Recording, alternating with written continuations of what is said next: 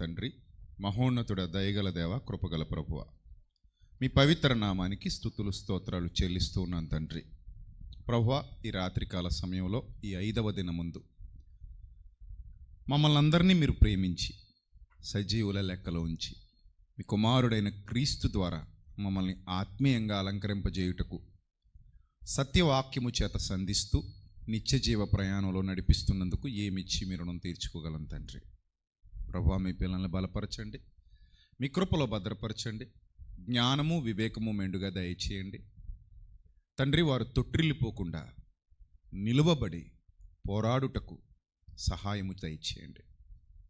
వెత్తబడుతున్న ప్రతి మాట వారి ఆత్మీయ జీవితాలలో ఫలింపజేయమని, చెప్పబడుతున్న సంగతులను గ్రహిస్తూ అర్థం చేసుకుంటూ ఫలభరితమైన స్థితిలోనికి మీ పిల్లలు నడిపించబడుటకు సహాయము దయచేయమని, ఘనత మహిమ ప్రభావములు మీకు మాత్రమే ఆరోపిస్తూ ఇదేన దాసునిగా మీ ఆత్మ సహాయమును అర్థిస్తూ యేసుక్రీస్తు ప్రభు వారి దివ్యనామంలో ఈ ప్రార్థన మనవులు సమర్పించి మీ యొద్ద నుండి జవాబు పొందుకుంటున్నాం మా కన్న తండ్రి.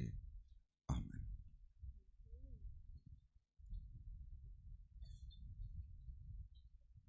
రైట్. అలాగే వెనకనున్నవారు ఎవరైతే ఉన్నారో దయచేసి వారు ఇక్కడ ఉన్నటువంటి చైర్స్లో ముందుకు వచ్చి కూర్చోవలసిందిగా కోరుతున్నాం. వెనక నిలబడిన వారందరూ కూడా వాలంటీర్స్ ఆ బాధ్యత తీసుకోండి. సరే ప్రియులారా, దయచేసి జాగ్రత్తగా వినండి. దేవుని యొక్క మాట ఎంత శక్తివంతమైనదో ఈ 5 రోజులుగా మనం చూస్తూ వస్తున్నాం. మనల్ని ఆలోచింపజేస్తుంది. రెండోది, పరిశోధనకు పూనుకునేలా చేస్తుంది. మూడోది, చెప్పబడుతున్న సంగతులు అలా ఉన్నవా లేవా. పౌలు శీల వచ్చి చెప్పినా సరే, ఫేమస్ కదా, పౌలు బాగా ఫేమస్, శీల ఇంకా ఫేమస్. పౌలు శీల వచ్చి చెప్పినా సరే, సంగతులు, చెప్పబడుతున్న సంగతులు అలా ఉన్నవా లేవా అని చూసి పరిశోధన చేసి నమ్మవలసినటువంటి బాధ్యత దేవుని పిల్లలుగా మనందరి మీద ఉంది. అర్థమైందా? కాబట్టి ఆ విధంగా మనం పరిశోధన చేస్తున్నాం. నిన్న కూడా మీకు ఒక మాట చెప్పాను. చెవి మాటను పరీక్షిస్తుంది, అంగిలి ఆహారాన్ని పరీక్షిస్తుంది. అలాగే మీరు కూడా దేవుని వాక్యాన్ని పరీక్షించి పరిశోధించి నమ్మాలి. తొందరపడకూడదు. ఎప్పుడు తొందరపడదు. ఎవరు చెప్పినా సరే, అది చిన్నవాడా పెద్దవాడా గొప్పవాడా పేరెన్నిక గన్నవాడా ఎవరైనా సరే, అస్సలు తొందరపాటు తగదు.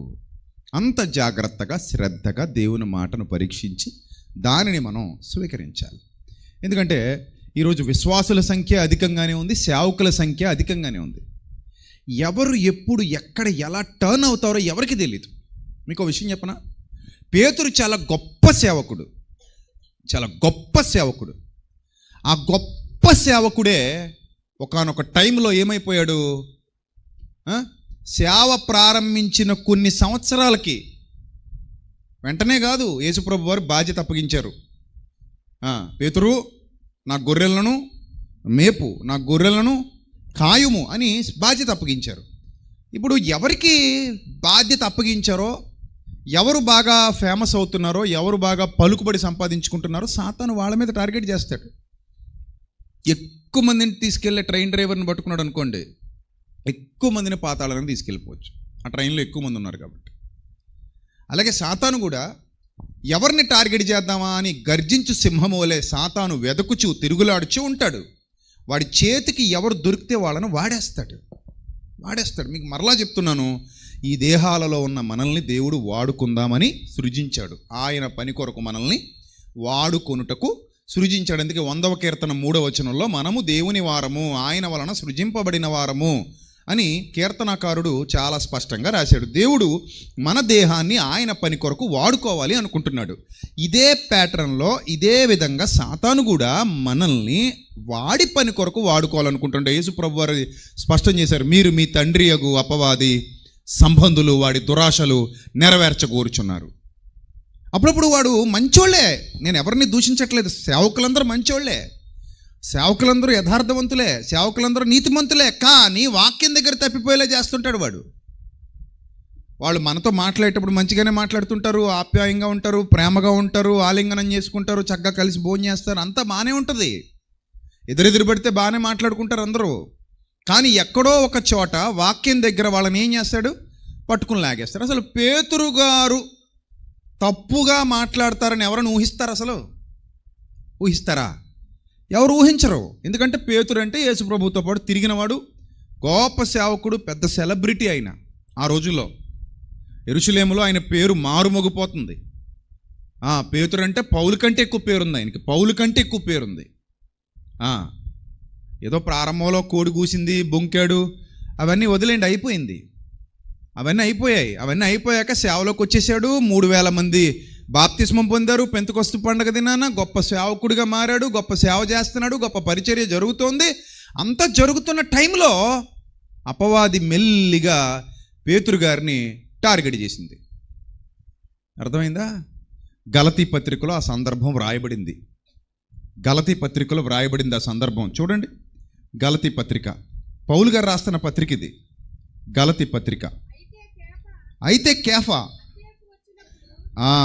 అధ్యాయం చెప్పొద్దా?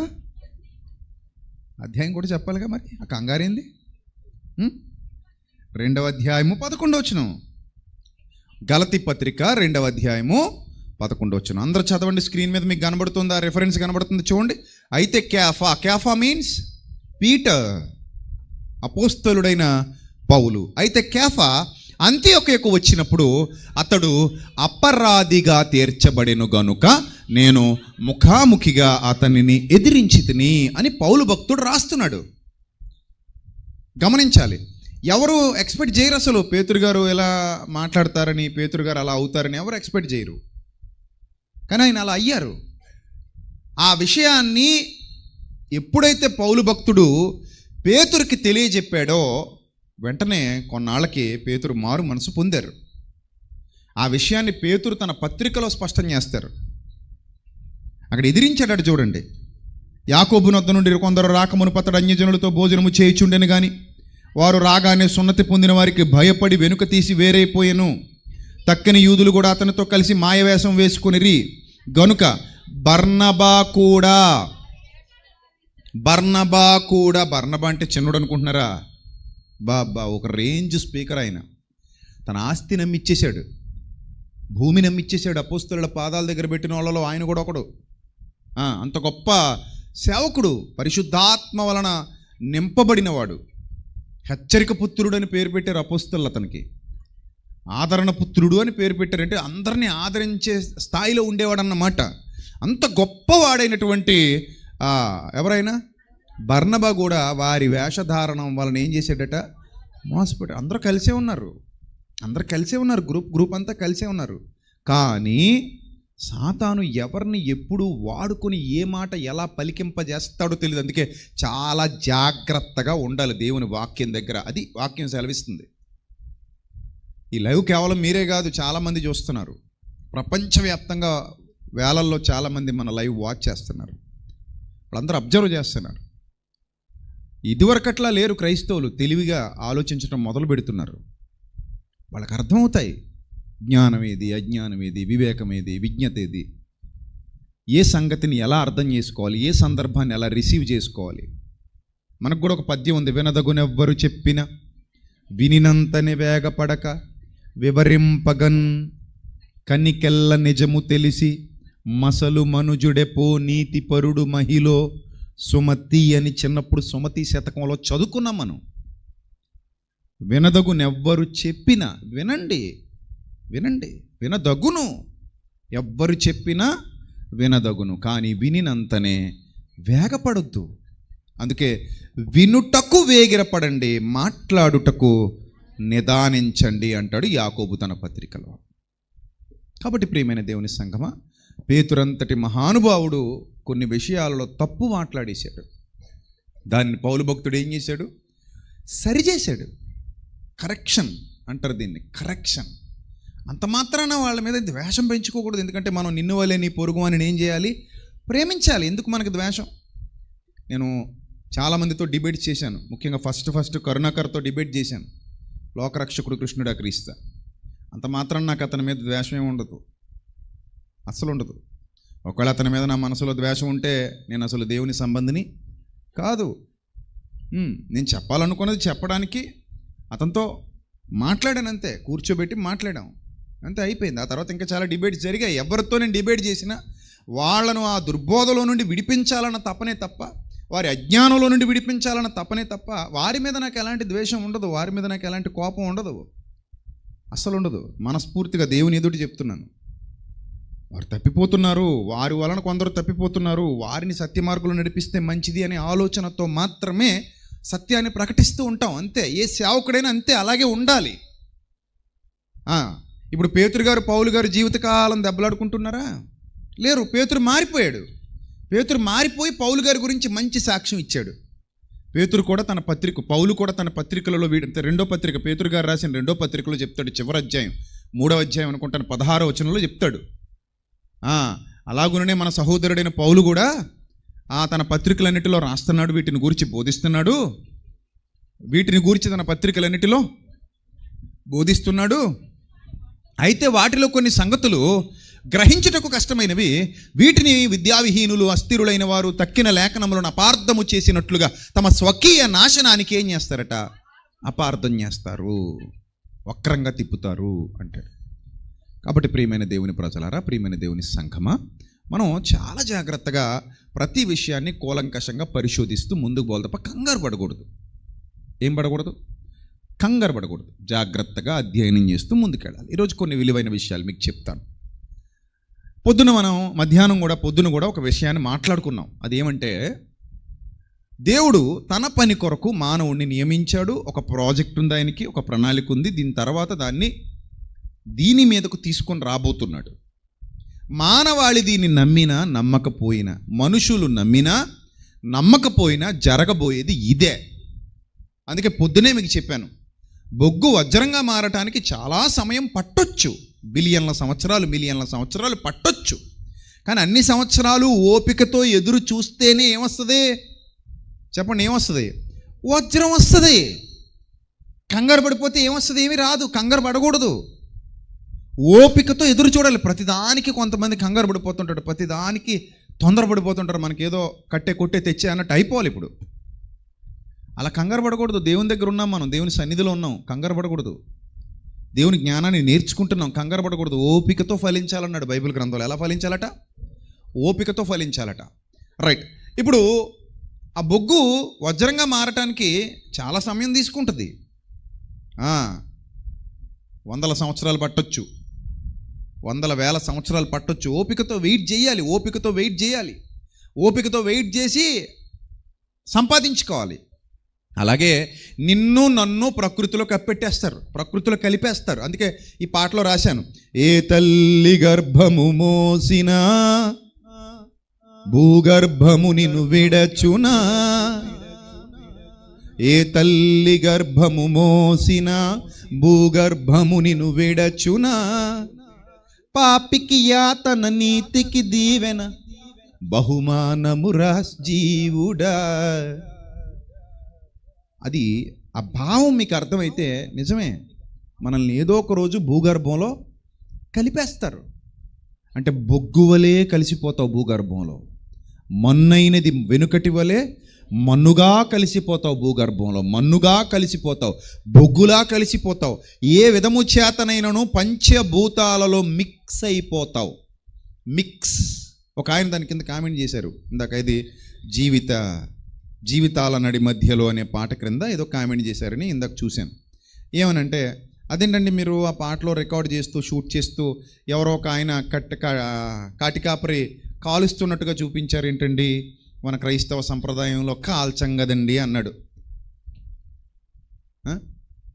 క్రైస్తవ సంప్రదాయంలో కాల్చం కదండి. ఇప్పుడు ఆ పాట ఓన్లీ క్రైస్తవులకైనా, ఇంకెవరికి వద్దా ఏంటి? నాకు తెలియక అడుగుతున్నాను. ఇంక పాట మనమే విందామా, మనమే చూద్దామా? ఇంక బయట వాళ్ళు ఎవరికి వద్దా? ముఖ్యంగా మనకంటే కూడా ఎవరికి ఎక్కువ అవసరం? బయట వాళ్ళకి ఎక్కువ అవసరం కదా, అందరికీ తెలియాలి కదా. మరి అందరికీ తెలిసేలా కదా షూట్ చేయాలి. సరే, ఇప్పుడు నా పాయింట్ ఏంటంటే, కాలిస్తే పరలోకం వెళ్ళమా? కప్పెడితేనే వెళ్తామా? కాలిస్తే మట్టిలో కలవమా? కప్పెడితేనే కలుస్తామా ఏంది? మరి గ్రహం స్టెయిన్స్ గారిని ఏం చేశారు? చెప్పండి. ఒరిస్సాలో కాల్చి చంపేశారా? ఆయన గొప్ప సువార్థికుడేనా? పిల్లలతో సహా కాలిపోయారు, చంపేశారు. హతసాక్షి. మరి ఇప్పుడు ఆయన పాపం అంత గొప్పగా బతికి కాల్చినందుకు పరలోకం కోల్పోయాడే. అదేంటి మాట్లాడరు? చెప్పండి, ఎస్ అని చెప్పండి. ఎందుకు పర్లేదు. అయ్యయ్యయ్యయ్యా, ఇక్కడ దాకా బాగానే బతికాడండి. చచ్చిపోయిన తర్వాత ఆత్మ అండి అలా లేచి పరలోకి వెళ్ళిపోతుందండి. ఆత్మ ఎక్కడికి వెళ్తుంది? పరలోకి వెళ్ళిపోతుంది. ఈలోగా బాడీ కాలిపోయిందండి. అక్కడ దేవుడికి తలిపేసాడండి, నీ బాడీ కాలిపోయింది, రాకు వెళ్ళిపో అన్నాడు. అదిగో చూడండి, ఆయన ఫోటో చూపిస్తున్నారు మీకు, గ్రహం స్టెయిన్స్. ఆ జీప్ చూసారు ఎలా కాలిపోయిందో? సజీవ దహనం. ఆ జీపులో కాల్చేశారు వాళ్ళని. పిల్లలు కూడా చచ్చిపోయారు అందులో. సువార్త ప్రకటిస్తున్నందుకు, క్రీస్తు కొరకు బ్రతుకుతున్నందుకు ఏ పాపం చేయలేదు ఆయన. దేవుని జ్ఞానం పంచుతున్నాడని పగబట్టేశారు. ఈ రోజుల్లో కూడా అలాగే ఉన్నారు. దేవుని జ్ఞానం పంచితే పగబడతారండి ఎవరైనా. ఎందుకంటే అలా చేస్తారు? మనసులో అసలు పగ ఉండొచ్చా? దైవ సేవకుడి మీద పగ ద్వేషం ఉండొచ్చా? ఎంత పాపం తెలుసా అది? మన కొరకు పని చేసే, అప్పుడప్పుడు అంటారు చూసారా, అమ్మ పాలు తాగి రొమ్ము నరికినట్టు అన్నట్టు, నీ కొరకు పనిచేసే దైవ సేవకుడి మీద ద్వేషం పగ కలిగి ఉన్నావంటే రేపు పొద్దున దేవునికి ఎంత గొప్పగా లెక్క చెప్పాల్సి వస్తుందో నువ్వే ఆలోచించుకోవాలి. లేదు, ఒకవేళ నువ్వు విశ్వాసవి కాదు, బయటవాడివి అనుకుందాం. ఒకవేళ బయటవాడివి అయినా సరే దేవుని సేవకుడిని చంపాలని నిర్ణయం తీసుకున్నాడు. ఏం అన్యాయం చేశాడు చెప్పి చంపడానికి? ఏదైనా పాతకం చేస్తే చంపే, తప్పులేదు. ఏమైనా ద్రోహం చేశాడా? నీ కుటుంబాన్ని ఏమైనా పాడు చేశాడా? నీదేమైనా దోచుకున్నాడా? ఏమీ లేదే. సత్యాన్ని ప్రకటించినందుకు చంపేస్తారా? కాల్చి చంపేశారు, హతసాక్షులైపోయారు. మరి ఇప్పుడు వాళ్ళకి పరలోకం లేదా? మీరు చెప్పండి. ఇప్పుడు నేను ఏమంటానంటే, కాల్చినా కప్పెట్టినా కలవాల్సింది ఎందులో? మట్టిలోనే. కాల్చినా ఆ ప్రకృతిలోనే, కప్పెట్టినా ఆ ప్రకృతిలోనే. మీకు విషయం తెలియదేమో, ప్రారంభ శతాబ్దంలో నీరో చక్రవర్తులు, రోమ చక్రవర్తులు, నీరో చక్రవర్తి కాలంలో, సీజర్ చక్రవర్తి కాలంలో క్రైస్తవుల్ని చాలా దారుణంగా హింసిస్తూ వాళ్ళు ఏం చేశారంటే, ఒక రాటకి క్రైస్తవుల దేహాలు కట్టి వారి మీద నూనె పోసి వెలిగించేవారట. మరి వాళ్ళు కాల్చబడ్డారా? కాల్చబడుటకు తమ దేహములను అప్పగించారా? కప్పెట్టబడ్డారా? కాల్చబడ్డారు. మరి కాల్చబడి ప్రకృతిలో కలిసిపోయినటువంటి వారికి పరలోకం ఇస్తాడా ఇవ్వడా దేవుడు? చెప్పండి, ఇస్తాడా ఇవ్వడా? ఇస్తాడు ప్రియమైన దేవుని ప్రజలారా. కాబట్టి కాల్చారా కప్పెట్టారా అది కాదు విషయం. కాల్చారా కప్పెట్టారా కాదు. మనం చనిపోయిన తర్వాత దేహాన్ని మట్టికి వదిలేసాం అంతే. ఆ మట్టి తీసేసుకుంది, పురుగులు తినేస్తాయి. మట్టికి వదిలేస్తే ముందు పురుగులు తినేస్తాయి, అస్థిపంజరం మిగులుతుంది. కొన్నాళ్ళకి అది కూడా ఏమైపోద్ది? చీకిపోయి పాడైపోయి మట్టిలో మట్టి అయిపోద్ది. ఒకవేళ కాల్చేశారనుకోండి బూడిదైపోద్ది, అది కూడా మట్టిలోనే కలిసిపోద్ది. ఓవరాల్గా ఏదైనా ఎందులో కలవాలి? బూడిదైనా మట్టిలోనే, మనిషి అయినా మట్టిలోనే. మొత్తం మీద మట్టికి వెళ్ళాలి, మనిషి మట్టికి వెళ్ళాలి, మట్టిలో కలవాలి, పంచభూతాలలో కలవాలి. అర్థమైందా? ఎప్పుడు కూడా ఆ ఆలోచన పెట్టుకోకండి. అంటే ఇప్పుడు మీరు అడగొచ్చు, కాల్చేయచ్చా అండి అని. మా అన్నయ్యనిది వెనుకటి వలే మా అన్నయ్య పోవును అన్నాడు కాబట్టి తీసుకెళ్ళి పెట్టిలో పెట్టి మట్టికి అప్పగిస్తున్నాం. మన అందరికీ అది అలవాటు అయిపోయింది కాబట్టి ఆ అలవాట్లో పోదాం. అర్థమైందా? కొత్తగా ఇప్పుడు కాల్చడం అది పెడితే బోల్డ్ ఖర్చు అయిపోద్ది. పెట్టే సురకం కదా, 1000 రూపాయలు 10, 200, 2000కి వచ్చేద్ది. పుల్ల కావాలంటే రేట్ ఎక్కువ కదా, మళ్ళీ దానికి పెట్రోలు అది ఇది అడావిడి కాలిదాకా ఉండాలి. ఎందుకంటే తలపోటు. ఒకవేళ ఎవడైనా మనల్ని కాల్చేస్తే కాలిపోదాం, నష్టమేం లేదు. ప్రారంభ శతాబ్దంలో గ్లాండినా కదా, బ్లాండినా అనే ఒక అమ్మాయిని కాల్చేశారు. మీరు స్క్రీన్ మీద చూడొచ్చు, దానికి సంబంధించినటువంటి ఊహా చిత్రం. అంటే ఇలాగా చాలామంది హతసాక్షులు ఉన్నారు, దేవుని కొరకు చనిపోయిన వారు, దేవుని కొరకు ప్రాణత్యాగం చేసిన వారు. కాబట్టి ఇప్పుడు మ్యాటర్ ఏంటంటే, నిన్ను కాల్చారా కప్పెట్టారా కాదు, మ్యాటర్ ఇక్కడ. ప్రకృతిలో కలిసావా లేదా? బొగ్గు మాదిరిగా ప్రకృతిలో కలిసిపోయావా లేదా? లోపల దాచబడ్డావా లేదా? దాచబడిన నిన్ను బయటికి తీసుకొచ్చే బాధ్యత దేవునిది. ఎవరిదమ్మా? దాచబడిన నిన్ను బయటికి తీసుకొచ్చే బాధ్యత ఎవరిది? దేవునిది. ఆయన చూసుకుంటాడు ఆ ప్రాజెక్ట్. నువ్వు కంగారు పడకు, నువ్వు అస్సలు కంగారు పడక. ఆయన చూసుకుంటాడు. నువ్వు ఎలా ఉన్నా సరే ఆయన చూసుకుంటాడు. నువ్వు ఎలా ఉన్నా సరే. కొంతమంది కొన్ని క్వశ్చన్స్ అడుగుతున్నారు. ఏమనంటే, అన్నయ్య అసలు దేవుడు పక్షపాతిగాడు అని మీరు పదే పదే చెప్తున్నారు కదా అన్నయ్య. అయితే అన్నయ్య, కొంతమందిని కుంటివాళ్ళుగా, కొంతమందిని గుడ్డివాళ్ళుగా, కొంతమందిని మగవాళ్ళుగా, మరికొంతమందిని పోలియో కాళ్ళతో, మరికొంతమందిని నోరు లేకుండా, మోగ, చెవుడు, ఇత్యాది రకాలుగా పుడుతున్నారు కదన్నయ్య వాళ్ళు. కొంతమంది జీవితాల్లోనేమో అవయవాలు కోల్పోతున్నారు. మరి అది ఏంటన్నయ్య దేవుడు అలా పుట్టిస్తున్నాడు? దేవుడేంటి అలా పుట్టిస్తున్నాడు? ఈ ప్రశ్న రావడానికి ముందు మీకు ప్రశ్న రావాలి. కొంతమందినేమో అందంగా, కొంతమందినేమో యావరేజ్గా, కొంతమందినేమో కొంచెం అందవిహీనంగా. అదేంది అది? మరి ఆ డౌట్ ఎప్పుడైనా వచ్చిందా రాలేదా? అంటే అవయవాల మీదే చేస్తారా కాన్సన్ట్రేషను? ఈ ముఖాల మీద చేయరా, రంగుల మీద చేయరా? కొన్ని చోట్ల మనుషులు ఎలా ఉంటారు? బాగా నల్లగా ఉంటారు, నలుపది, వాళ్ళకి అదే గొప్ప అనుకోండి. కొన్ని దేశాల్లో మనుషులు బాగా ఎర్రగా ఉంటారు, కొన్ని దేశాల్లో చామన ఛాయగా ఉంటారు. కొంతమంది ముఖాలు చాలా అందంగా ఉంటాయి, వాళ్ళే హీరోలు అవుతారు, హీరోయిన్లు అవుతారు. కొంతమంది ముఖాలు చూడడానికి బాగోవు, వాళ్ళు హీరోలు గారు, హీరోయిన్లు గారు. మొత్తం మీద ఏంటి, ముక్కు అందరిది ఒకలా ఎందుకు లేదు, నోరు అందరికి ఎందుకులా ఒకలా లేదు, కళ్ళు అందరూ ఒకలా ఎందుకు లేవు, చెవులు అందరూ ఒకలా లేవు ఎందుకు లేవు? నిజంగా ఒకలాగే ఉన్నాయనుకోండి, అయింది కథ. ఎవడు బతకక్కర్లేదు, ఎవడు బతకక్కలే. ఇంకా తప్పిపోవటం అనేది ఉండదు. ఇంకా అందరు తప్పిపోయిన వాళ్ళే. ఇంకా స్పెషల్గా తప్పిపోవటం ఉంటుంది ఇంకా ఉంటుందో చెప్పండి? ఉండదు. ఇంక అందరు తప్పిపోయినట్టే. ఇంక అంతే. ఎవరు నువ్వు ఏమో ఎవరో పిచ్చోళ్ళు అయిపోతాం కొన్నాళ్ళకి. ఎక్కడికి వెళ్ళినా మనకు మనమే కనబడుతుంటాం. ఇంకా అన్నీ నేనే, అంతా నేనే, పిచ్చోడిని. ఇంకా నువ్వు పిచ్చిదానివి, నేను పిచ్చోడిని, నువ్వు పిచ్చోడు అన్నట్టు ఇంకా అందరూ పిచ్చోళ్ళు అయిపోయి ఇంకెటు తిరుగుతామో ఎలా తిరుగుతామో తెలియకుండా ఉంటాం అనమాట. అందరూ ఒకేలా ఉంటే చూడడానికి. కాబట్టి అలా లేవు, అందరూ ఒకలా లేవు. ఎలా ఉన్నాం మరి?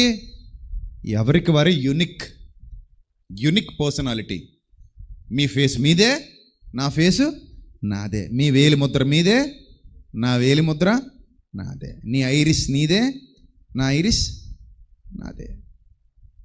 సో ఎవరిది వాళ్ళదే, ఎవరికి వారు యూనిక్ అనమాట. అలాంటి స్థితిని ముందు గుర్తించండి. ఆ తర్వాత నేను అంటాను, కొండ చేయు కుమ్మరి వానికి ఆ పాత్రను ఎలా చెయ్యాలా అనేది మనం చెప్పాలా, ఆయన ఇష్టమా? చెప్పండి, మీరు చెప్పండి. నువ్వు ఇలాగే చెయ్యి అని అనడానికి మనకు అధికారం ఉందమ్మా? లేదు కదా. ఇప్పుడు కుమ్మరి వారు కుండలు చేస్తారు, రకరకాల పాత్రలు చేస్తారు. అందులో ప్లేట్స్ ఉంటాయి. అదే మట్టితో ఏం చేస్తారు? ప్లేట్స్ చేస్తారు. అదే మట్టితో కుండలు చేస్తారు. పెద్దవి చేస్తారు, మీడియం చేస్తారు, చిన్నవి చేస్తారు, బాగా చిన్నవి చేస్తారు, ముంతలు చేస్తారు. ఒకటి కాదు, రెండు కాదు, దాకలు చేస్తారు, కూర దాకలు, రకరకాలు చేస్తారు వాళ్ళు. అవన్నీ ఒక చోట అమరుస్తారు. ఇప్పుడు మీరు వెళ్ళి, ఇదంతయు ఒక్క ముద్దలో నుండే తీయబడినది కదా. అవునమ్మా, మరి అంతయు ఒక్క ముద్దలో నుండి తీయబడినప్పుడు ఒక్కో పాత్ర ఒక్కో విధముగా ఎందుకు చేసితివి అని నీవు కుమ్మరిని అడిగితే అది పక్షపాతమా? అవసరమును బట్టి కుమ్మరి రకరకాల ఆకారాలలో రకరకాల పాత్రలు తయారు చేసి పెడతాడు. గనుక కుమ్మరిని నిందించే అధికారం మన ఎవ్వరికీ లేదు. నన్ను ఎందుకు నల్లగా చేసితివి, నన్ను ఎందుకు ఎర్రగా చేసితివి, నన్ను ఎందుకు పొట్టిగా చేసితివి, నాకెందుకు ఒక కాలు తగ్గించితివి, నాకెందుకు ఒక కాలు పెంచితివి, నాకెందుకు ఒక వేలు పెంచితివి. కొంతమందికి 6 వేళ్ళు ఉంటాయి. నాకెందుకు ఇలా ముక్కు తీసివేసితివి, నోరు తీసివేసితివి, కళ్ళు తీసివేసితివి, చెవులు తీసివేసితివి, కాళ్ళు తీసివేసితివి అనకూడదు. ఆ ఘటము ఏ రీతిగా చేయబడిందో, ఎందుకు చేయబడిందో ఎవ్వరికీ తెలియదట. మొత్తమే చేశాడంతే. చేశాడు. ఆయనకంటూ ఒక ప్రణాళిక ఉంది కాబట్టి నిన్ను నన్ను డిజైన్ చేశాడు. ఇది గుర్తుపెట్టుకో. ఆయనకంటూ నీ పట్ల నా పట్ల ఒక ప్రణాళిక ఉంది. అలాగని మనిషి ఏదైనా సాధించటానికి దేహం ఎప్పుడూ అడ్డు కాదు. గొప్పోడు కావాలన్నా, గొప్పదానివి కావాలన్నా దేహం అడ్డు కాదు. ఇదే జీవితం. నువ్వు గొప్పోడు అవ్వాలనుకుంటున్నావా, అయిపో. గొప్పదాని అవ్వాలనుకుంటున్నావా, అయిపో. సాధించేంత వరకు వెనుదిరిగి చూడొద్దు. నేను చదువుకునే పిల్లలందరికీ అదే చెప్తాను. నాయన, మీరు చదువుకుంటున్నారు, 10 ఏళ్ళు, 20 ఏళ్ళు, 25 ఏళ్ళు చదువుతారు. ఎందుకు చదువుతున్నారు మీరు? ఎందుకు చదువుతున్నారు? ఊరికే చదివేసి ఇంట్లో కూర్చోనాక కాదు కదా. ఇంత పెట్టుబడి పెట్టి మీ అమ్మా నాన్నని నిన్ను చదివిస్తున్నారంటే నువ్వేదో సాధించాలి. ఏదో సాధించాలి. ఒక గోల్ సెట్ చేసుకోవాలి, దాన్ని అచీవ్ చేయాలి, ఎక్కాలి, గెలవాలి. ఇదే లైఫ్. మళ్ళీ మళ్ళీ రాదు లైఫ్. గెలవాలి. దానికి దేవుని సహాయం అడగాలి. తండ్రి, నేను ఎక్కడున్నా నిన్ను మహిమపరచడానికే ఉంటాను, ఎక్కడున్నా నిన్ను ఘనపరచడానికే ఉంటాను. ఏం చేసినా నిన్ను విడువను, ఏం చేసినా నిన్ను మరువను, ఏం చేసినా నీకు దూరంగా ఉండలేను. నా హృదయం నిండా నీవే ఉన్నావు తండ్రి. నేను నీ కొరకు బతకటానికి ఏ రంగంలో నేను అభివృద్ధి చెందగలనో ఆ రంగంలో నేను అడుగులు వేస్తూ ముందుకెళ్ళిపోతాను. వెళుతూ నీ కార్యాభివృద్ధి కొరకు పని చేస్తాను. ఇప్పుడు ఇక్కడ ఎంతమంది ఉన్నామండి? అందరం దేవుని పనిలో ఉన్నాం. అందరం ఒకే పని చేస్తున్నామా? వ్యాపారస్తులు ఉన్నారు, ఉద్యోగస్తులు ఉన్నారు, కూలి పని చేసుకునే వాళ్ళు ఉన్నారు, గృహిణులు ఉన్నారు, ఇంట్లో బట్టలు కుట్టుకునే స్త్రీలు, అక్క చెల్లెమ్మలు ఉన్నారు కదా, పాల వ్యాపారం చేసేవాళ్ళు ఉన్నారు, పూల వ్యాపారం చేసేవాళ్ళు ఉన్నారు, చికెన్ వ్యాపారం చేసేవాళ్ళు ఉన్నారు, మటన్ వ్యాపారం చేసేవాళ్ళు ఉన్నారు, బుట్టలు అమ్ముకునే వాళ్ళు ఉన్నారు, ఈ చంపిన్నులు క్లిప్పులు ఈ ఊరూరు తిరిగి అమ్ముకునే వాళ్ళు ఉన్నారు, పువ్వులు పళ్ళు అమ్ముకునే వాళ్ళు ఉన్నారు, ఫ్యాన్సీ ఐటమ్స్ అమ్ముకునే వాళ్ళు ఉన్నారు, మందుల షాపులు నిర్వహించుకునే వాళ్ళు ఉన్నారు, ఆటోలు తోలుకునే వాళ్ళు ఉన్నారు, లారీలు తోలుకునే వాళ్ళు ఉన్నారు. ఒకరా ఇద్దరా అండి? రకరకాల వ్యాపారాలు చేస్తూ మనందరం కలిసి ఏం చేస్తున్నాం చెప్పండి? ఏం చేస్తున్నాం? ప్రభువుని ఆరాధిస్తున్నాం. దేవుని పిల్లలం మనం. దేవుని పిల్లల గుంపిది. ఇప్పుడు వేదిక మీద చాలామంది యవనస్తులను చూసాం మనం. యవనస్తులు అందరూ చదువుకుంటున్నారు. పిల్లలు వాళ్ళు అలాగే ఉండిపోకూడదు. వాళ్ళు చదవాలి. గొప్ప గొప్ప గొప్ప స్థాయిలో వాళ్ళు ఉండాలి. గొప్ప ప్రగతి వాళ్ళు సాధించాలి. ఉన్నత శిఖరాలను అధిరోహించాలి. అక్కడుండి కూడా దేవుని కోసం బతకాలి. రైతులు ఉన్నారు, దేవుని కోసం పనిచేసే వాళ్ళు ఉన్నారు. రైతులు వాళ్ళు దేవుని పరిచర్యలో పాలుభాగం తీసుకుంటున్నారు. ఇనప ముక్కల వ్యాపారాలు చేసేవాళ్ళు ఉన్నారు, వాళ్ళు దేవుని పరిచర్యలో పాలుభాగం తీసుకుంటున్నారు. పెయింట్లు వేసుకునే వాళ్ళు ఉన్నారు, దేవుని పనిలో పాలుభాగం తీసుకుంటున్నారు. చీరలు వేసుకునేవారు ఉన్నారు, దేవుని పనిలో పాలుభాగం తీసుకుంటున్నారు. ఎన్ని పనులు, ఎన్ని పనులు, ఎన్ని పనులు. ఇవన్నీ మనం నిర్ణయించుకున్నాం. జీవితంలో ఎలా ఎదగాలని నువ్వు అనుకున్నావో అలా ఎదుగుతున్నావు. ఏం చెయ్యాలని నువ్వు అనుకున్నావో అది చేస్తున్నావు. గుమస్తాగా ఉద్యోగం చేస్తావా, వ్యాపారంలో ఉంటావా, ఇంకో చోట ఉంటావా, ఇంకో చోట ఉంటావా, ఆటో నడుపుకుంటావా, ఏదైనా సరే, ఏదైనా సరే నీవు నిర్ణయించుకున్న పనిలో నువ్వు ఎదుగుతున్నావు. గొర్రెలు మేపుకోవాలనుకున్నాడు దావీదు. ఏం చేస్తున్నాడు? గొర్రెలు మేపుకుంటున్నాడు. కానీ అతనికి టాలెంట్లు ఉన్నాయి. గొర్రెలు ఒకటే మేపుకుంటే సరిపోదు అతని జీవితానికి. చాలా టాలెంటెడ్ పర్సన్, మల్టీ టాలెంటెడ్. దావీదు ఎవరు?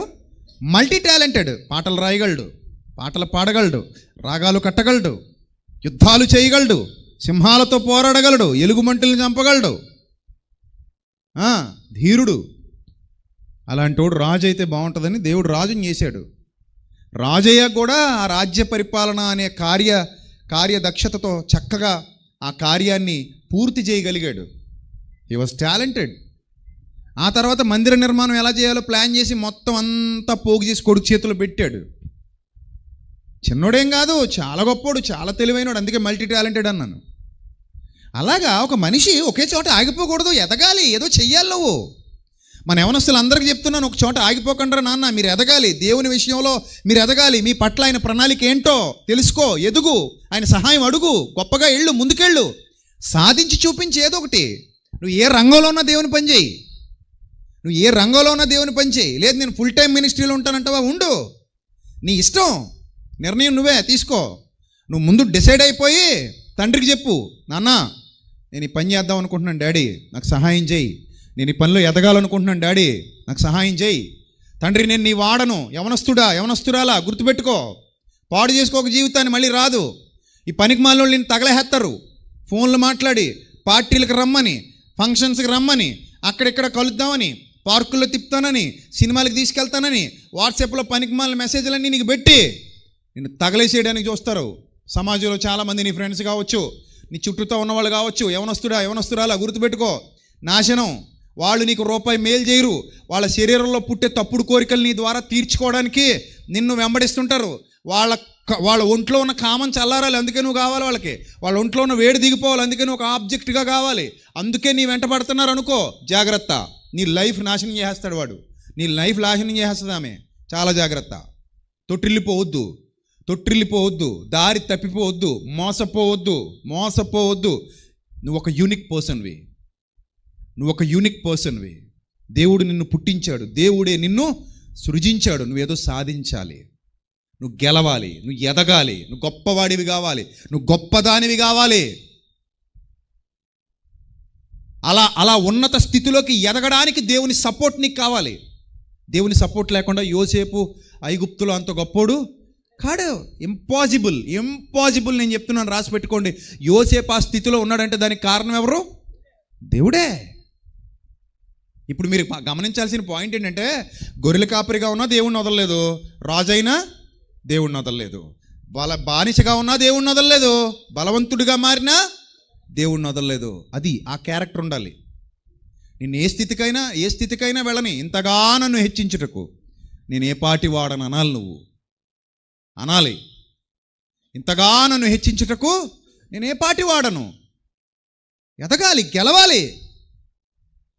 శరీరం పెద్ద విషయం కాదు. శరీరాన్ని ఆసరా చేసుకుని నాకు అది తక్కువ అండి, నాకు ఇది తక్కువ, నాకు పళ్ళు లేవు, నాకు కళ్ళు లేవు, నేను పొట్టుకున్నాను, నేను పొడుక్కున్నాను. నువ్వు దేవుని మహిమపరచడానికి పుట్టావు, మర్చిపోకు. కొమ్మరి నిన్ను తయారు చేశాడు ఒక పాత్రగా. నువ్వు ఎందుకు పుట్టావు? దేవుణ్ణి మహిమపరచడానికి పుట్టావు. దేవుణ్ణి మహిమపరిస్తే నెక్స్ట్ మహిమ దేహం ఉంది. అదే మన పాఠం ఇప్పుడు. దేవుణ్ణి మహిమపరిచే బ్రతుకున్న వారికి ఏముంది? మహిమ దేహం ఉంది.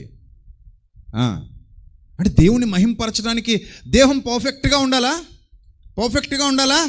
పర్ఫెక్ట్గా దేహం లేని వాళ్ళు ఎవరు దేవుణ్ణి మహిమపరచలేరా? పర్ఫెక్ట్గా దేహం లేని వాళ్ళు ఎవరు లోకంలో ఏమీ సాధించలేదా? ఒక విషయం నీకు చెప్పనా నీకు, లోకంలో చాలామందికి శరీరాలు సంపూర్ణంగా దేవుడు ఇవ్వలేదు. ఇచ్చినా కొన్ని సందర్భాల్లో కొన్ని పరిస్థితుల్లో మళ్ళీ తిరిగి తీసేసుకున్నాడు. కొన్ని పరిస్థితుల్లో వాళ్ళు పోగొట్టుకున్నారు. ఇలా జరిగినా కూడా వాళ్ళ లక్ష్యాలు వాళ్ళు మరవలేదు, ఎదిగారు, గొప్ప స్థితిలో నిలబడ్డారు. వాళ్ళు మనకి స్ఫూర్తి కావాలి. వాళ్ళు మనకేం కావాలి? స్ఫూర్తి కావాలి. నాకు అది లేదు, నాకు ఇది లేదు, నేను అలా చేయలేను, నేను ఎలా చేయలేను, ఎప్పటికప్పుడు నేను తక్కువ చేసుకుంటూ నీకున్న అవకాశాలన్నీ తగలెట్టేసుకుంటున్నావు. టైం అయిపోతుంది, వయసు చచ్చిపోతుంది. చెయ్యాలనుకున్నది ఇప్పుడే చెయ్యి. చెయ్యాలనుకున్నది ఏదైనా ఇప్పుడే చెయ్యి. Don't waste your time. Time is very precious. Time is very valuable. Back రాదది, పోద్దంతే ముందుకి, వెనక్కి తిరిగి రాదు. పోతే యవనం పోయింది, వయసు అయిపోయింది, వృద్ధాప్యానికి వచ్చేసిన తర్వాత కాళ్ళు ఆరజాపుకుని కూర్చొని ఏం చేస్తావు? ఇప్పుడు ఆకాశం వైపు చూసి ప్రార్థన చేస్తావా? చేయాల్సింది ఏదైనా ఉంటే ఇప్పుడే చెయ్యి. మన పిల్లలందరికీ అదే నేర్పిస్తాను నేను. నాన్న, మీరు ఏం చెయ్యాలో చెయ్యండి, ముందుకెళ్ళండి. చదువుతారా? చదవండి. కష్టపడతారా? కష్టపడండి. ఏదైనా వ్యాపారం చేస్తారా? చేయండి. ఏ రంగంలో అయినా మీకు టాలెంట్ ఉందా? సాధించండి. కానీ ఎక్కడికి వెళ్ళినా దేవుణ్ణి మాత్రం మరువకండి. ఏ స్థితిలో ఉన్నా, ఎంత గొప్పవాడివైనా, ఎక్కడికి పోయినా ఆయన ఆజ్ఞలను అనుసరించి నడవరా బిడ్డ అని మంచం మీద పడుకొని చెప్తున్నాడు కొడుక్కి. ఎవరో? దావీదు. మరణకాలము సమీపించినప్పుడు మంచం మీద పడుకొని నువ్వు ఎక్కడ తిరిగినను, ఏమి చేసినను, ఏ స్థితిలో ఉన్నను, నీ తండ్రిని, ఆయన ఆజ్ఞలను, ఆయన ధర్మం అంతటిని మరువకు బిడ్డ, మరువకు. ఆయన నిన్ను హెచ్చిస్తాడు, ఆయన నిన్ను దీవిస్తాడు, ఆయన నిన్ను ఆశీర్వదిస్తాడని గర్వంగా చెప్తున్నాడు కొడుక్కి. ఎందుకంటే రుచి చూశాడు, అనుభవ జ్ఞానంతో చెప్తున్నాడు. లోకమే గొప్పగా ఉన్నప్పుడు దేవుని పిల్లలు ఇంకెంత గొప్పగా ఉండాలండి. చిన్న చిన్న వాటికి కృంగిపోకూడదు. ఒకసారి నిర్గమకాండం చూడండి. నిర్గమకాండం తీయండి, అందరూ బైబిల్ తీయండి. నిర్గమకాండం 4వ అధ్యాయము 10వ వచనం చదువుదాం. నిర్గమకాండం 4వ అధ్యాయము 10వ వచనం. అప్పుడు మోషే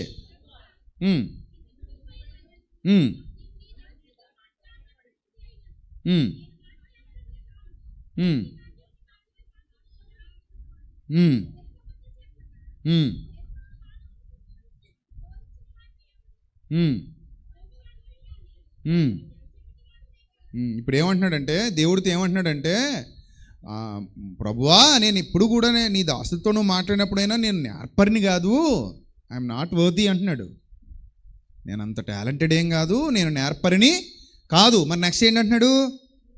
నేను నోటి మందం గలవాడిని ప్రభువా, నాలుగు కూడా మందంగా ఉంటుంది నాది, నేను పనికిరాను ప్రభువా. ఏంటది? నేను పనికిరాను. ఇప్పుడు మిమ్మల్ని ఒక మాట అడుగుతాను, పనికిరాని పాత్రల్ని దేవుడు చేస్తాడా? చెప్పండి. పనికిరాని పాత్రల్ని దేవుడు చేస్తాడా? చేయడమ్మా, నువ్వు అనుకోవద్దు అలాగా. పనికిరాని దానిని దేవుడు చెయ్యడు. ఆయన చేసే ప్రతిదీ, ఆయన చేసిన ప్రతిదీ పనికొచ్చేదే. నువ్వు పనికొచ్చేవాడవు, పనికొచ్చే దానవు. గుర్తుపెట్టుకో. పనికి రానుళ్ళు ఎవ్వరు లేరు ఇక్కడ. మీరందరూ యునిక్, మీరందరూ గొప్పోళ్ళు, మీరందరూ దేవునికి ఇష్టం, మీరంటే దేవునికి ప్రేమ, మీరంటే దేవునికి ఎంతో పిచ్చి ప్రేమ. మిమ్మల్ని ఎవరిని వేస్ట్గా తయారు చేయలా, వేస్ట్గా తయారు చేసేవాడు కాదాయన. రాత్రి అన్నం మిగిలిపోయింది, పొద్దున పులిహోర చేసేద్దామండి అంటున్నారు. పడేద్దామని అంటారా? అరే అన్నం విలువ తెలిసిన వాడు పడేడు. పండించామండి, పడేయడానికి పండించలా, తినడానికి పండించాం. పడేయడానికి పండించలేదు, తినడానికి పండించామని తెలిసిన మనకే దేవుడు వ్యర్థంగా పుట్టించాడనే మాట ఎలా వస్తుందండి నోట్లోంచి? చెప్పండి. మనల్ని ఎవరిని దేవుడు వ్యర్థంగా పుట్టించలా. You are a unique person. నిన్ను ఎన్నుకున్నాడు దేవుడు. నువ్వు గొప్పదానివి, నువ్వు గొప్పవాడివి. గుర్తుపెట్టుకో అంతే, మర్చిపోద్దా మాట. చూడండి ఇక్కడ అంటాడు, మానవునికి నోరిచ్చిన వాడు ఎవడో? దేవుడు అంటున్నాడట మోషేతో, మోషే మానవుడికి నోరిచ్చినోడు ఎవడు? మాట్లాడుతున్నప్పుడు గొంతు మీద చెయ్యేసుకుని, తండ్రి ఐఎమ్ సో లక్కీ, నాకు నోరిచ్చింది ఎవరు?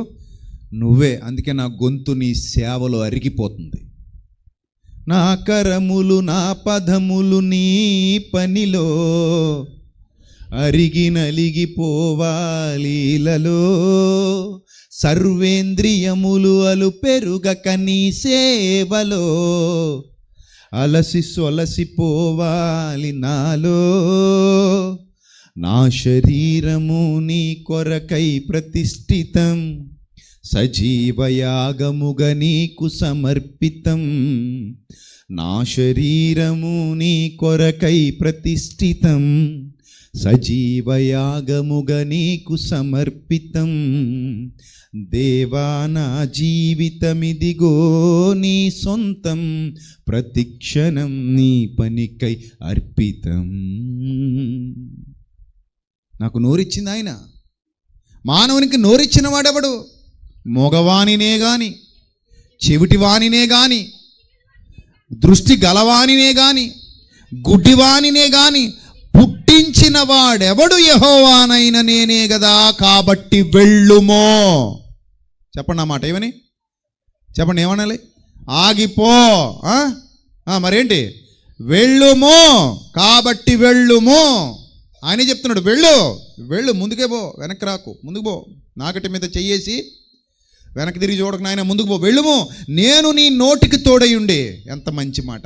నేను నీకు నోరిచ్చినోడిని నేను నీ నోటికి తోడయుండి నీవు ఏమి పలకవలసినది నీకు బోధించదనని అతనితో చెప్పాను. అంత ప్రేమ గలవాడు దేవుడు, అంత కరుణ గలవాడు దేవుడు, అంత కృప గలవాడు దేవుడు. నేనున్నాను నాన్న నీకు, నేను నీకు చెప్తున్నాను కదా, నువ్వు వెళ్ళు, నేను చూసుకుంటాను అన్నాడు. స్క్రీన్ మీద మీకు ఒక ఫోటో చూపిస్తాను చూడండి. అరుణిమా సిన్హా అని ఉత్తరప్రదేశ్కి చెందినటువంటి ఆవిడ. ఒకరోజు ఈమె ట్రైన్లో ప్రయాణం చేసుకుంటూ వెళ్తుంది. అది చూడండి. ఒకరోజు ఈమె ట్రైన్లో ప్రయాణం చేసుకుంటూ వెళ్తుంది. కొంతమంది దొంగలు, చైన్ రాబరీ చేసేటువంటి దొంగలు ఈమెను పట్టుకొని ఆ మెడలో ఉన్నటువంటి ఆ వస్తువులో సంథింగ్ ఏదో లాగేసుకుందామని ప్రయత్నిస్తే ఈమె వాళ్ళతో పోరాడితే వాళ్ళు ఏం చేశారంటే ప్రతిఘటించిందని చెప్పి ట్రైన్లోంచి గెంటేశారు ట్రైన్ దొంగలు. అలా ట్రైన్లోంచి గెంటేస్తే పట్టాల పక్కన పడిపోయింది. కాళ్ళు రెండు నుజ్జు అయిపోయినాయి. రాత్రంతా 50 ట్రైన్లు ఒకదాని తర్వాత అలా పోతానే ఉన్నాయి. ఆ కాళ్ళు ఇంక నుజ్జు పనికొచ్చేలా లేవు.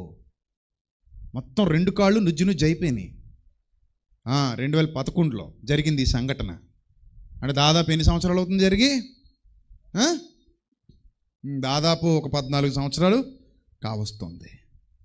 అప్పుడు ఇంకా 2 కాళ్ళు పోయి ఇంకెందుకు పనికిరావు, కాళ్ళు లేని దానివి ఎందుకు పనికిరాని దానివి, అనవసరంగా వాళ్ళు లాక్కుంటే ఇచ్చేయకపోగా ఇచ్చేస్తే పోయేది కదా. కాళ్ళు కంటే బంగారం ఏమైనా గొప్ప, కాళ్ళు కంటే డబ్బులు ఏమైనా గొప్ప, లాక్కుంటే ఇచ్చేయచ్చు కదా అనేవాళ్ళు ఎక్కువయ్యారు తప్ప, అమ్మా ఏం పర్లేదు ధైర్యంగా ఉండు, పోరాడావు ఓడిపోలేదు నువ్వు అని ధైర్యం చెప్పిన వాళ్ళ సంఖ్య ఏమైపోయింది, తక్కువ అయిపోయింది.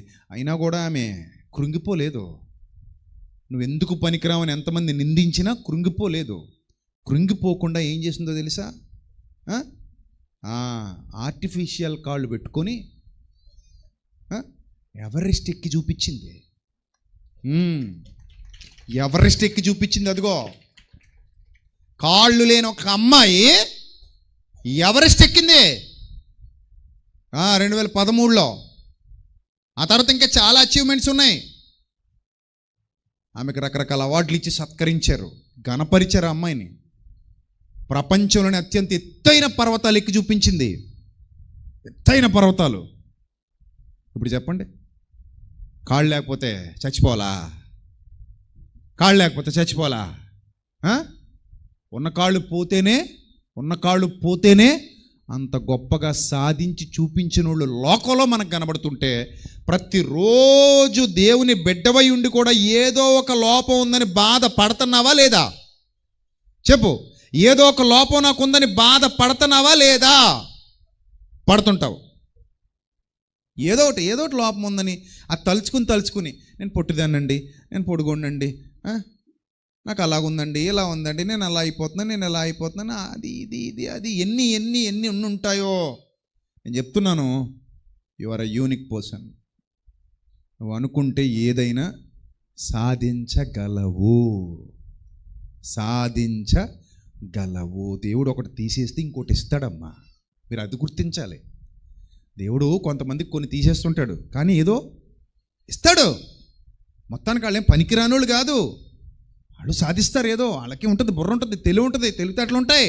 అంత తక్కువ చేసి మాట్లాడక పిల్లల్ని. వాళ్ళకే ఏదో యూనిక్ పర్సనాలిటీ ఉంటుంది, అది వాడారా వాళ్ళని పట్టుకునే నాదుడు అంత ఎత్తుకి ఎదిగిపోతారు వాళ్ళు. అలాంటి వాళ్ళు చాలామంది ఉన్నారు. ఇప్పుడు నేను మోగోండి బాబు, నాకు నోరు నత్తోండి, నాకు నోటి మాంద్యం ఉంది, 4 మాంద్యం ఉంది, నా వల్ల కాదంటున్నాడట. మరి ఈయన ఏమయ్యాడు? లక్షలాది మందికి ఏమయ్యాడు? నాయకుడు అయ్యాడు. దట్ ఈజ్ మోషే. లక్షలాది మందికి నాయకుడు అయ్యాడు మోషే. నేను ఏమైనా తక్కువ తిన్నావా? ఎందుకు తగ్గించుకుంటావు నువ్వు? లోకంలోని వాళ్ళే గొప్ప గొప్ప విజయాలు సాధిస్తున్నప్పుడు నీకేంటి తక్కువ? హెలెన్ కెల్లర్ అని ఒక అమ్మాయి ఉంటుంది, ఒక ఆవిడ ఉంది, అమెరికా. స్క్రీన్ మీద ఫోటో చూపిస్తారు చూడండి, హెలెన్ కెల్లర్. గతంలో కూడా చెప్పాను నేను ఆవిడ గురించి. చిన్న వయసులోనే ఆమెకి బ్రెయిన్ ఫీవర్ వచ్చేసి దాని కారణంగా ఆమె శరీరంలోనికి మోగతనం, గుడ్డితనం, చెవిటు మొత్తం వచ్చేసినాయి. ఇంకేమి లేవు, ఆర్గాన్స్ ఏమి సరిగ్గా పనిచేయట్లా. ఇప్పుడు ఏం చేయాలి? ఒక టీచర్ గారి ద్వారా స్పర్శ జ్ఞానాన్ని నేర్చుకొని ఆ స్పర్శతో ఎన్ని విజయాలు సాధించింది అనుకుంటున్నారు హెలెన్ కెల్లర్. ఆమె చరిత్ర చూడండి, ఇన్స్పిరేషన్. అనేక మందికి ఇన్స్పిరేషన్ ఆమె. చెవులు వినబడవు, కళ్ళు కనబడవు, నోరు పని చేయదు. మరి ఏం చేయాలి ఇప్పుడు? అయినా గొప్ప గొప్ప విజయాలు సాధించింది. ఆమె ఒక టీచర్ ద్వారా, స్పర్శ ద్వారా అన్నీ నేర్చుకుంది, పుస్తకాలు రాసింది, గొప్ప స్థితిలోకి ఎదిగింది. దాదాపు 500 ప్రసంగాలు. స్మెల్ చూసి కూడా చెప్పేసేది. సైగలతో 500 ప్రసంగాలు చేసిందటండి ఆవిడ. సైగలతో. అంటే గ్రేటా కదా? దేవుని ప్రేమ గురించి చెప్పేది సైగలతో. ఎప్పుడు ఏడవకూడదు. మా పిల్ల ఇలాగా అయిపోయింది. అదిగో ఆ అమ్మాయికి ఏం నోరు ఉంటుందా? రాదు. చెవులు వినపడతాయా? వినపడవు. చాలాసార్లు బాధపడ్డావు కదా నువ్వు. లేచి నిలబడరా తల్లి, లేచి నిలబడు. పైకి రా ఒకసారి, ఇట్రా అమ్మాయి, పైకి రమ్మను.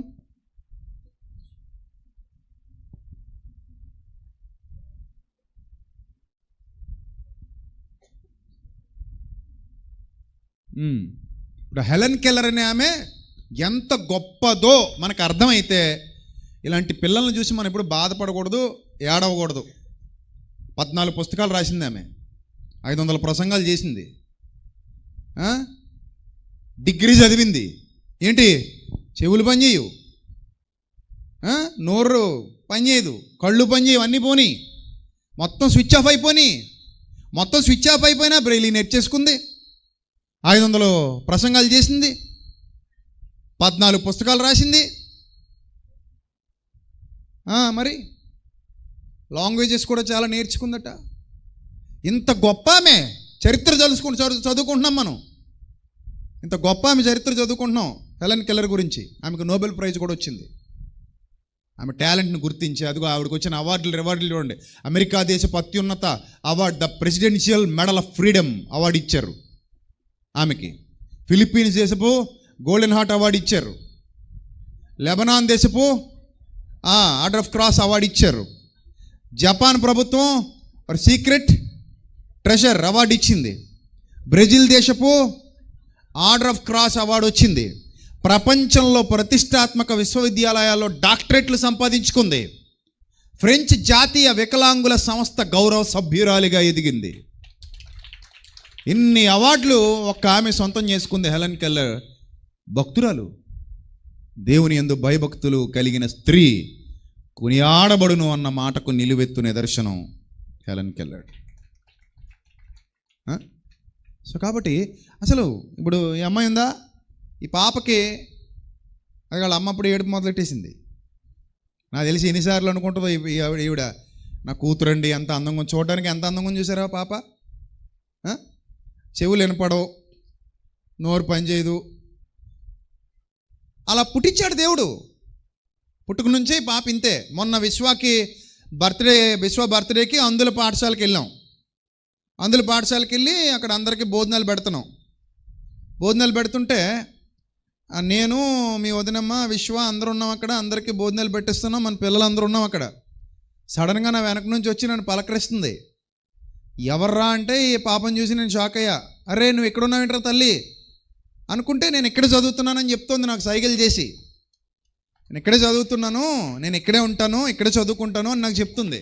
నేను ఆ రోజు ప్రార్థన చేసి, తల్లి నువ్వు గొప్పదాని అవ్వాలరా నాన్న, నువ్వు గొప్ప స్థితిలోకి ఎదగాలి, నిన్ను చూసి కళ్ళున్నోళ్ళు, చెవులున్నోళ్ళు, నోరున్నోళ్ళు కుళ్ళుకోవాలి, ఆ స్థాయికి ఎదగాలి నువ్వు అని చెప్పాను నేను ఈ పాపకి.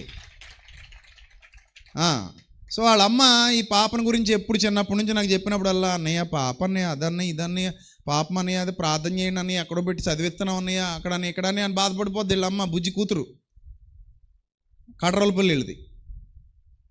అప్పుడు నేను చెప్పాను, మీరేం బాధపడకండి, దేవుడు ఈ అమ్మాయిని ఇలా చేశాడు అంటే ఏదో ప్రణాళిక ఆయనకి ఈ పాప పట్ల ఉంది, అది తెలుసుకోవాలి. తల్లిదండ్రులు ఆ పాపను ప్రోత్సహించాలి.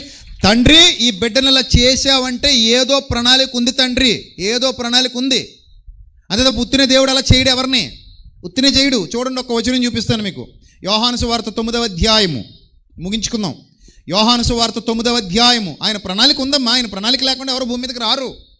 ఆయన ప్రణాళిక లేకుండా ఎవరు రారు భూమి మీదకి. యోహాను సువార్త 9వ అధ్యాయము 1వ వచనం. ఆయన మార్గమున పోవుచుండగా పుట్టుగుడ్డి అయిన ఒక మనుష్యుడు కనబడెను.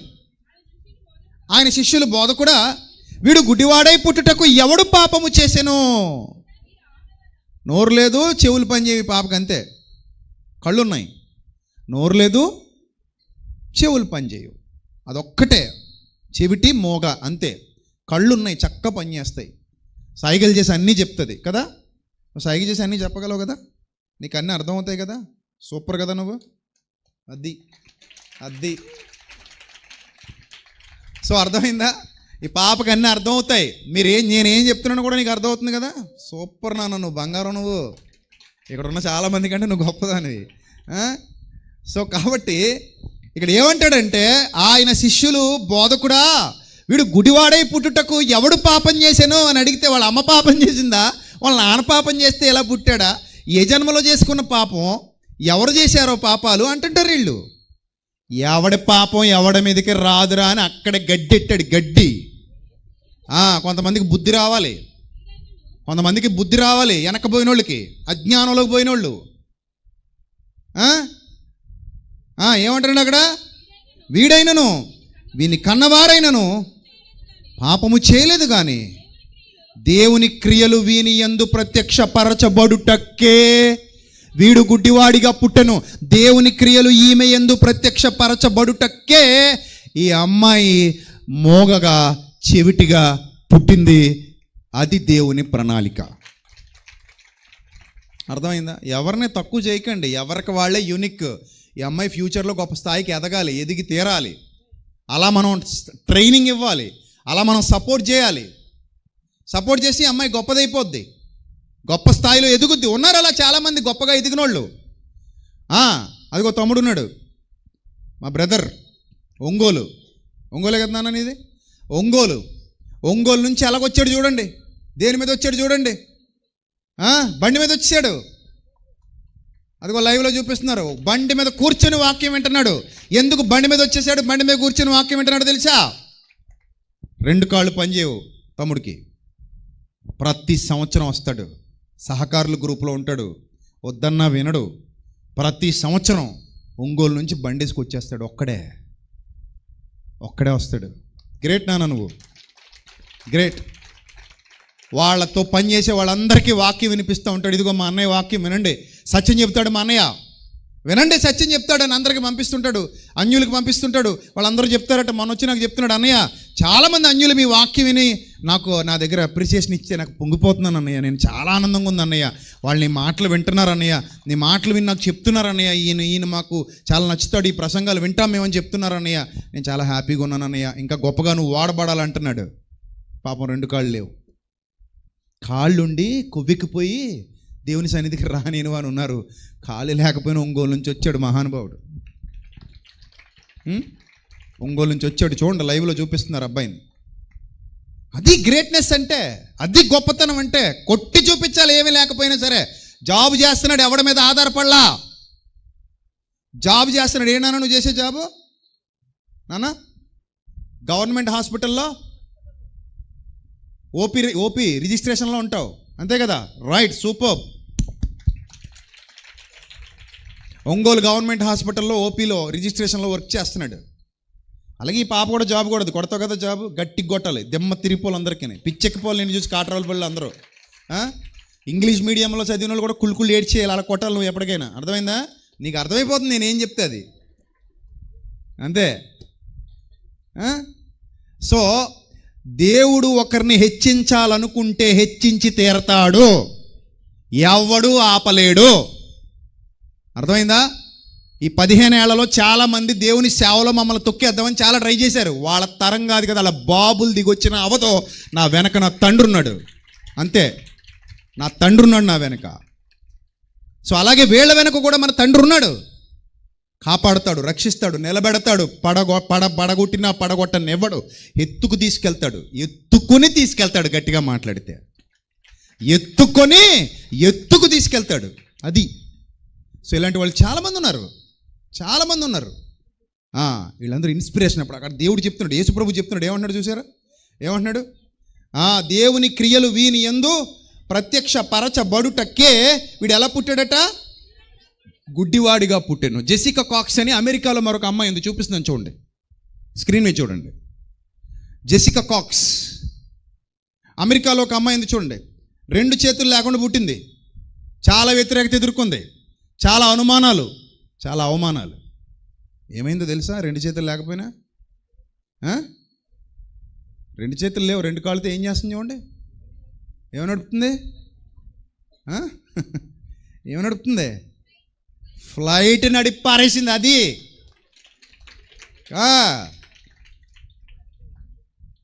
మరి ఎనిమిది వెళ్దాం మనకి, మనం అలా ఉన్నాం. స్విమ్మింగ్ వచ్చే అమ్మాయికి, హార్స్ రైడింగ్లో టాపు. 1 కాదు 2గా చాలా ఉన్నాయి ఆ అమ్మాయికి ఉన్న క్వాలిటీస్, టాలెంట్లు మామూలుగా లేవు.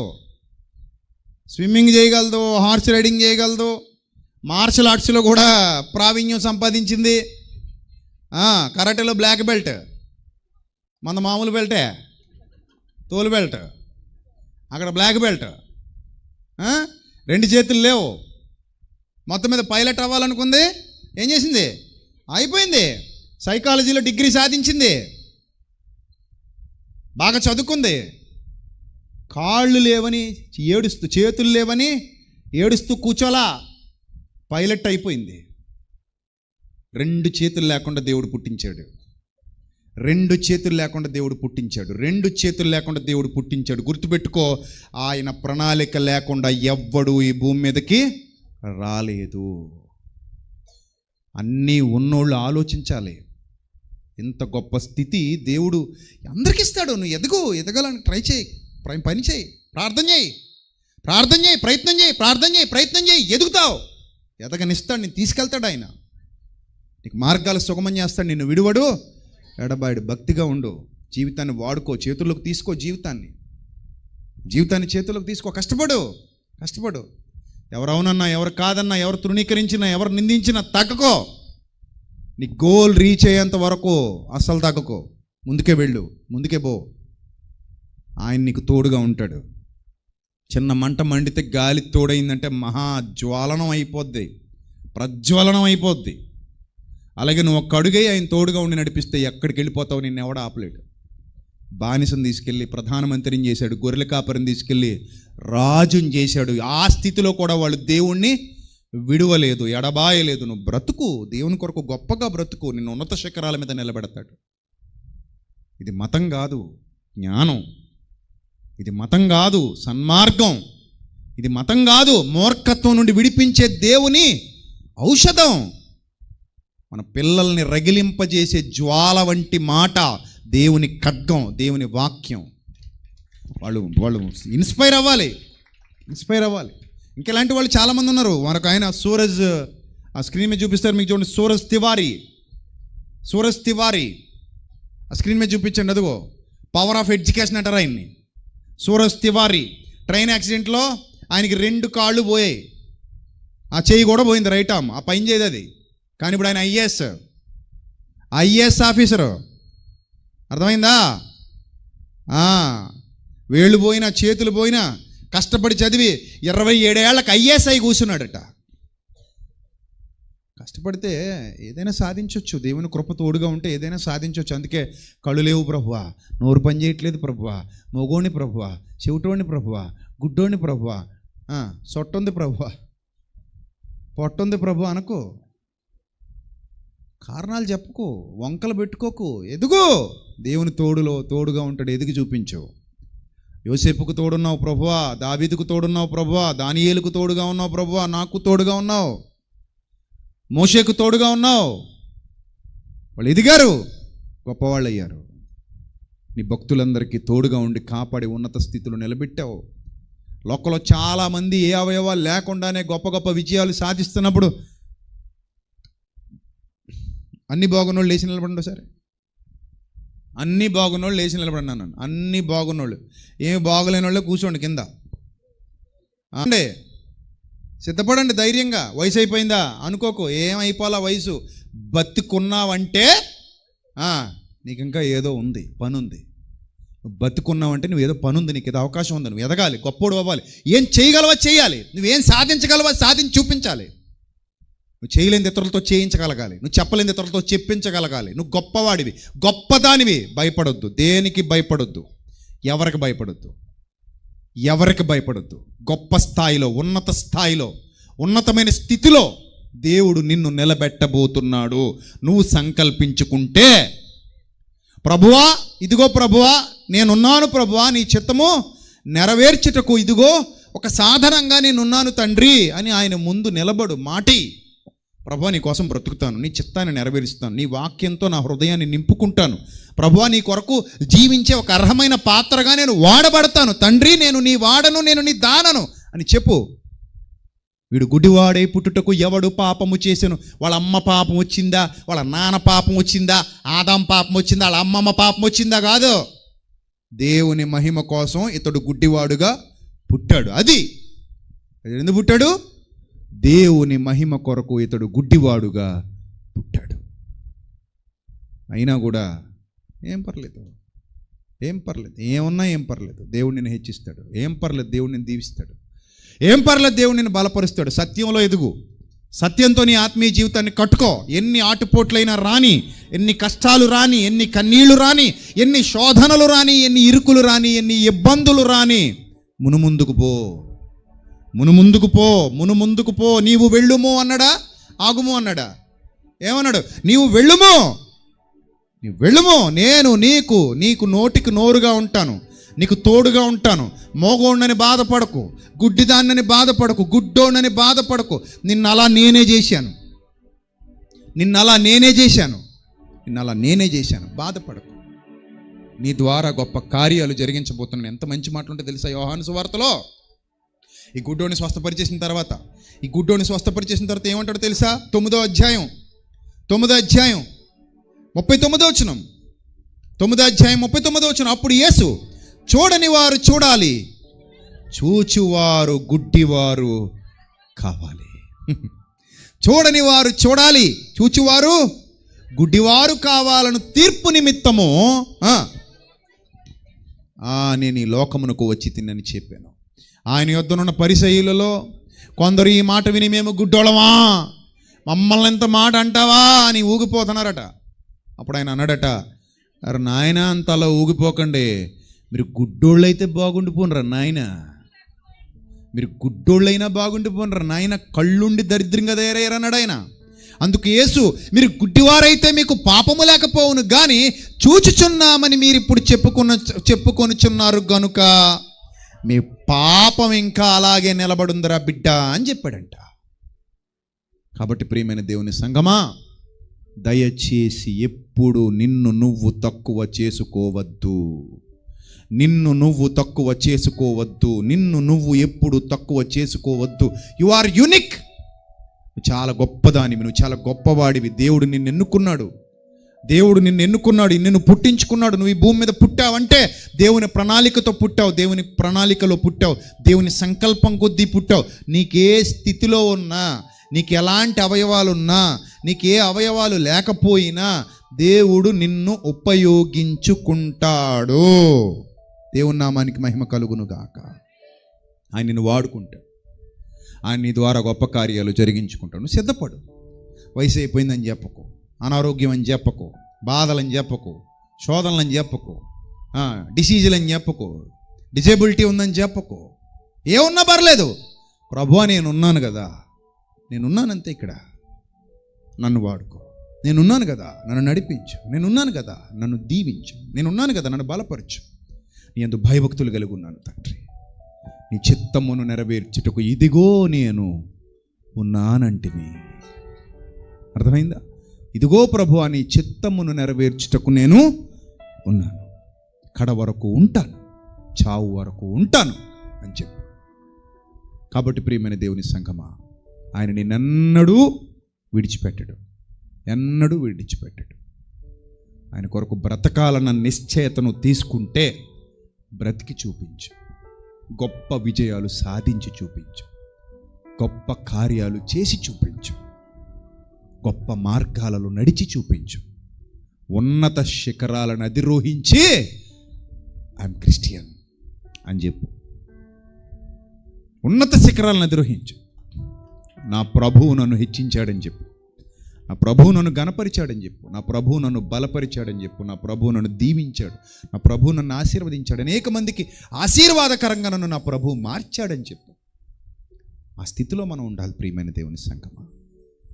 తలలు వంచండి, ప్రార్థన చేసుకుందాం. మరలా రేపు చివరి దినం, రేపు కలుద్దాం.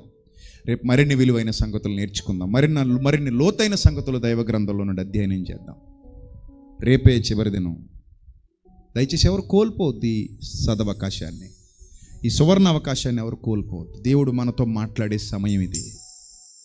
దేవుడు ఇక్కడ మనతో తన సేవకుని ద్వారా వాక్యమును బట్టి మాట్లాడుతున్నాడన్న సత్యం మీ హృదయాలకు అర్థమైతే తొందరపడకుండా శ్రద్ధగా జాగ్రత్తగా దేవుని మాటలు విని బలపరచబడి స్థిరపరచబడి నిత్యజీవ ప్రయాణంలో ఉండండి. ఆయన మిమ్మల్ని నడిపిస్తాడు, ఆయన మిమ్మల్ని నడిపిస్తాడు. తలలు వంచండి, కళ్ళు మూసుకోండి, ప్రార్థన చేద్దాం. అందరూ కూడా ప్రార్థనలో ఏకీభవించండి, ప్రార్థిద్దాం.